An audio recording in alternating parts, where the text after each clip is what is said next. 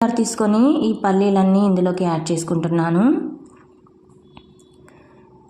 ఇప్పుడు ఇదే పల్లీలకి 1 table spoon దాకా ఉప్పుని యాడ్ చేసుకుంటున్నాను. రుచికి సరిపడా ఉప్పుని యాడ్ చేసుకున్నాను. అందులోకే 2 టేబుల్ స్పూన్ దాకా కారాన్ని యాడ్ చేసుకున్నాను. ఇప్పుడు ఇందులోకి 1 టేబుల్ స్పూన్ దాకా జీలకర్రని యాడ్ చేసుకోవాలి. కొద్దిగా 8 నుంచి 10 దాకా వెల్లుల్లి రెబ్బల్ని యాడ్ చేసుకోండి. అలాగే ఇందులోకి చిన్న పావు టేబుల్ స్పూన్ అన్ని చక్కెర యాడ్ చేసుకోవాలి. మీకు నచ్చకపోతే స్కిప్ చేసుకోవచ్చు. అలాగే మనం డ్రై రోస్ట్ చేసుకున్న కరివేపాకును కూడా యాడ్ చేసుకోండి. వీటన్నిటిని ఇలా మిక్సీ పట్టుకోండి. ఇలా పొడిలాడుతూనే మిక్సీ పట్టుకోవాలి. మరీ ఎక్కువగా మిక్సీ పట్టుకుంటే ముద్దలా అయిపోతుంది.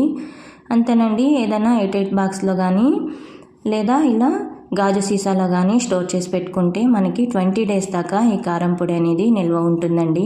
Thank you for watching my channel. Please like చేయండి.